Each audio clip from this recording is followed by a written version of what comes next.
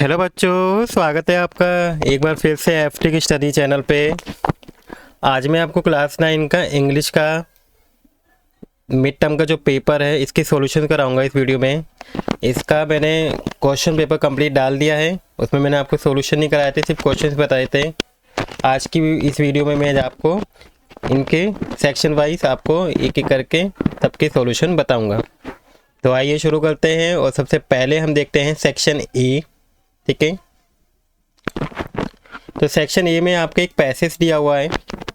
इस पैसेज को पढ़ के आपको क्या है आंसर देने। ठीक है, in today's rapidly changing world the role of technology in education and become a topic of immense discussion. जो टेक्नोलॉजी है बच्चों, वो एजुकेशन का क्या हो गया है, धीरे धीरे काफ़ी टेक्नोलॉजी चेंज हो रही है। और century classroom remain almost change, लेकिन कुछ है जो अभी कुछ चेंज नहीं है। जैसे क्लासरूम्स हैं वो सेम है, टीचर्स लेक्चर देते हैं क्लास में जाके, स्टूडेंट्स नोट्स बनाते हैं, तो ये सब कुछ चीज़ें ऐसे हैं जो अभी भी हैं। लेकिन आजकल जो है स्मार्ट क्लासरूम शुरू हो गए हैं जिसमें प्रोजेक्टर्स का भी यूज़ किया जाता है। ठीक है, तो इंटरनेट कनेक्टिविटी का यूज़ करके हम अलग अलग तरीके की चीज़ों के बारे में जानते हैं। टीचर्स भी क्या हैं जो डिजिटल कंटेंट का यूज़ करते हैं, वीडियोज़ के थ्रू किसी टॉपिक को आपको एक्सप्लेन करते हैं। तो ये सब क्या है 3D एनिमेशन का यूज़ करके एजुकेशन को और अच्छा बनाया जा रहा है। ठीक है, तो आपको इसमें एजुकेशन रिलेटेड ये पैसे दिया है। आप इससे क्वेश्चन देखते हैं, आप इसे रीड कर लीजिएगा। मैं आपको क्वेश्चन की सीधा आंसर बता देता हूँ। जो फर्स्ट क्वेश्चन में आपसे पूछा है कि the biggest transformation in education have come from.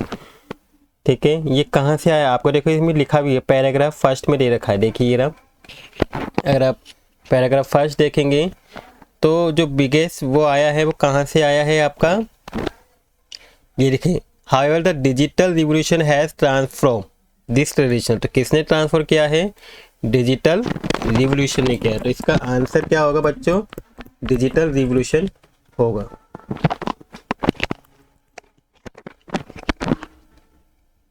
ठीक है, यहाँ पर मैंने डिजिटल रिवोल्यूशन लिख दिया है।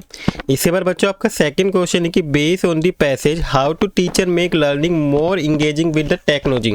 एग्जाम्पल भी बताना। देखिए ये वाला जो लाइन है ये भी आपका दिया हुआ है। देखिए मैंने अभी ऊपर पढ़ा था, जो टीचर हैं वो क्या कर रहे हैं, डिजिटल कंटेंट का यूज़ कर रहे हैं। देखिए ये रहा, आपको यहाँ से लिखा है ये, teacher use digital content videos and simulations to make complex topic.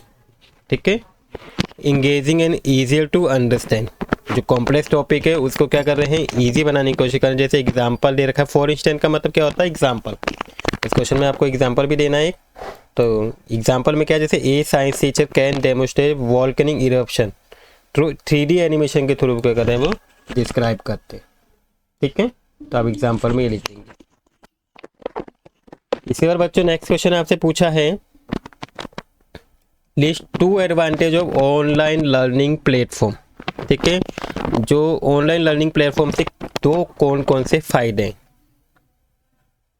तो देखिए इसमें लिखा है, पहला आंसर लिखा है कि student can now access course from the university across the globe often free of cost. देखिए ये रहा, हमें क्या है, देखो ऑनलाइन से क्या होता है, हम काफ़ी सारे कोर्स फ्री ऑफ कॉस्ट हमें ईजिली मिल जाते हैं।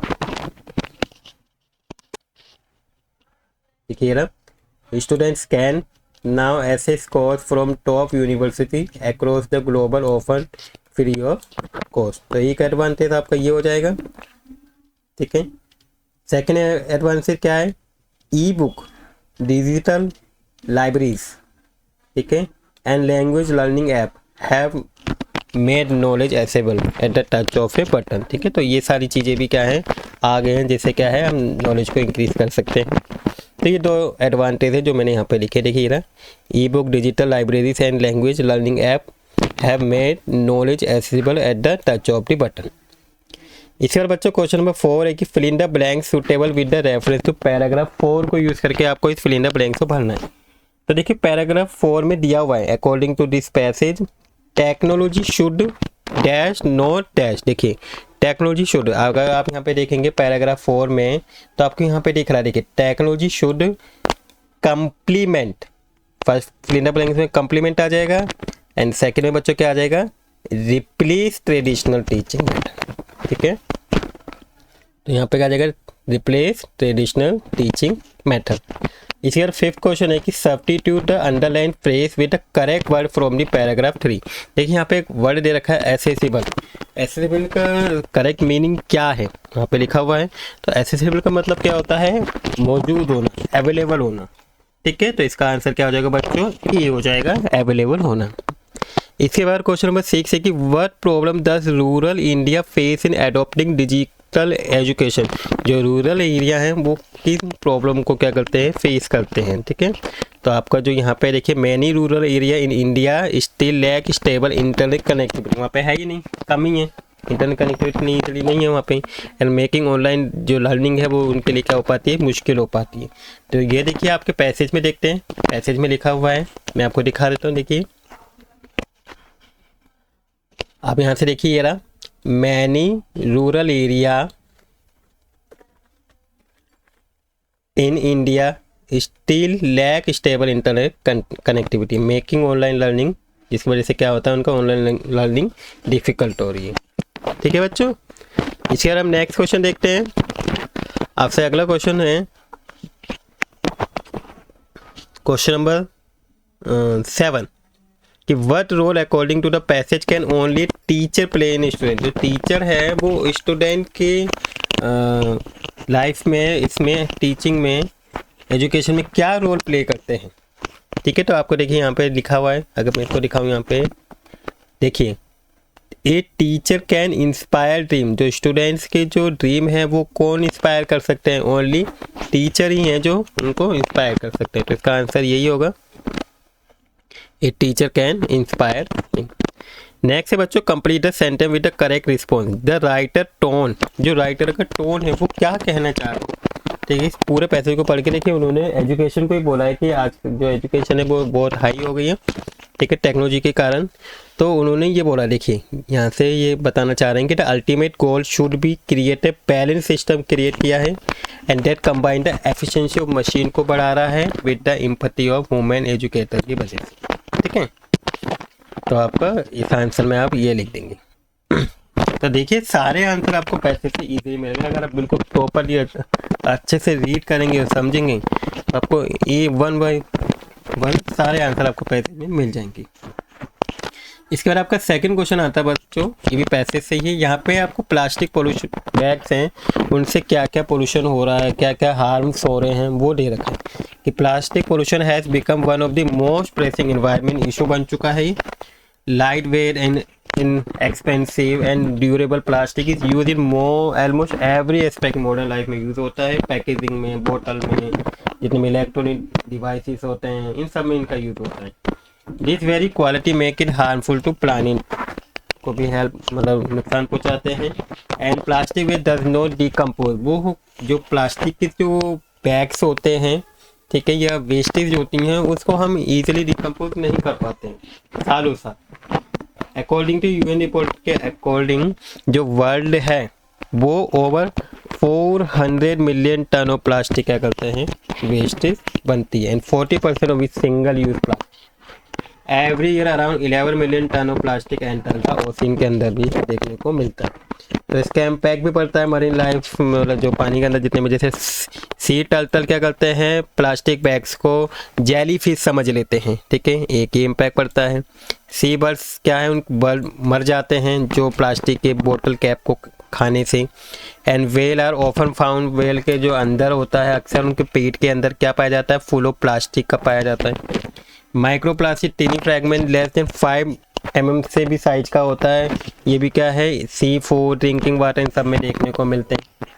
गवर्नमेंट क्या है, government and organization worldwide are acting on address to create more than 60 countries में उन्होंने क्या है, बैन ऑफ टैक्सेस को इंट्रोड्यूस किया ताकि क्या कर सकें, प्लास्टिक को कम यूज़ करें। इसलिए उन्होंने प्लास्टिक पे क्या करा है, बैन कर दिया है, टैक्सेस कर दिए हैं, उनको टैक्स भरना पड़ेगा।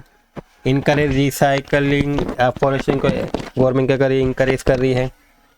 और इनकी जगह प्लास्टिक की जगह जूट एंड क्लॉथ के जो बैग होते हैं उनको यूज़ करने के लिए बोलते हैं। Expert emphasize that lasting change depend on the consumer reducing unnecessary plastic जो है वो यूज़ करते हैं डेली लाइफ। तो इसमें पूरा ये दिया है। अब इससे रिगार्डिंग आपसे फर्स्ट क्वेश्चन आपसे क्या पूछा है कि what does phrase pressing environment issue in paragraph first इसमें क्या बोला जा रहा है अबाउट प्लास्टिक पोल्यूशन, इसमें ये बोला जा रहा है कि ये क्या है, एक सीरियस एंड अर्जेंट क्या है, एक प्रॉब्लम है, इशू है, ठीक है। इसको जल्द से जल्द हमें क्या करना चाहिए, सॉल्व करना चाहिए। सेकंड है कि select the option that is true and urgent reason बताना है आपको।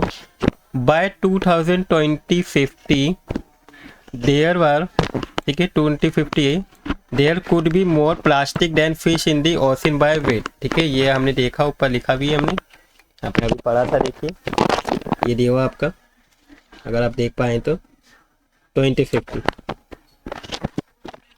तो ये जो अर्जेशन है वो सही दे रखा है। इसका रीज़न बता रखा है ये क्यों है, वो इसी वजह से कि जो प्लास्टिक और है environment, plastic way remain in the environment for 100 of year, ये रहेगा।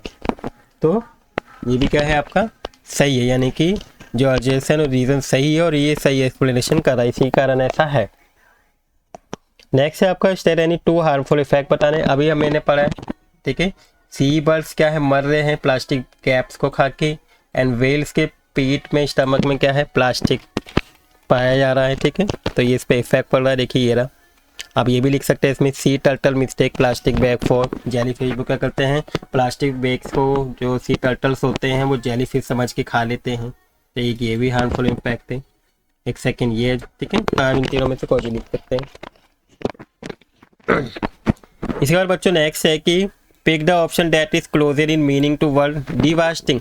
देखिए डिवास्टिंग की मीनिंग क्या होती है, भयानक, ठीक है।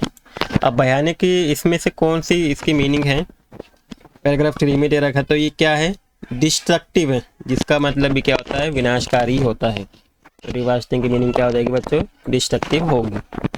इसी और क्वेश्चन नंबर 5 है कि how are government and organization act to reduce plastic pollution. तो अभी हमने पढ़ा कि गवर्नमेंट क्या करें, 60 कंट्रीज में क्या करे हैं, बैन कर दिया है, ठीक है, और टैक्सेस कर दिया है कि अगर कोई भी इसको यूज़ करेगा तो उसको टैक्स पे करना पड़ेगा, ठीक है। रिसाइकलिंग, अफॉरेस्टेशन, बहुत सारी चीज़ें उन्होंने क्या करी है, इंट्रोड्यूस की है। नेक्स्ट है कंप्लीट द फॉलोइंग सेंटेंस। अभी हमने देखा कि द वर्ल्ड प्रोड्यूस कितना कर रहा है, 400 मिलियन टन ऑफ प्लास्टिक वो क्या कर रहा है, वर्ल्ड प्रोड्यूस कर रहा है। नेक्स्ट है कि what evidence from paragraph 3 show that micro plastic effect. देखिए माइक्रो पैराग्राफ 3 में देखिए ना, आपको ये रखा है माइक्रो प्लास्टिक, है ना, ये रहा आपका, यहाँ से ही पूरा आंसर यहाँ तक हो जाएगा।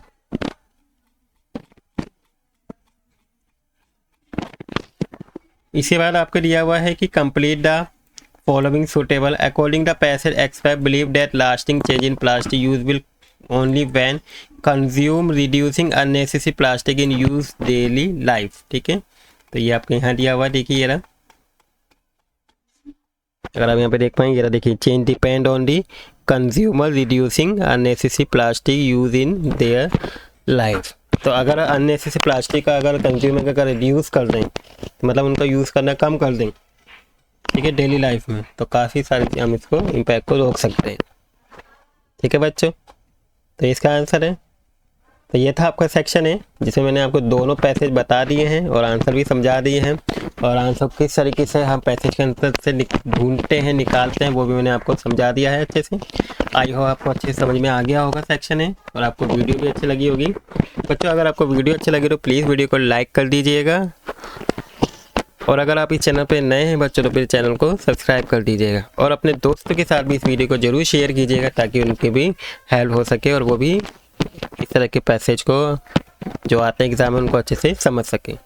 Thank you for watching video.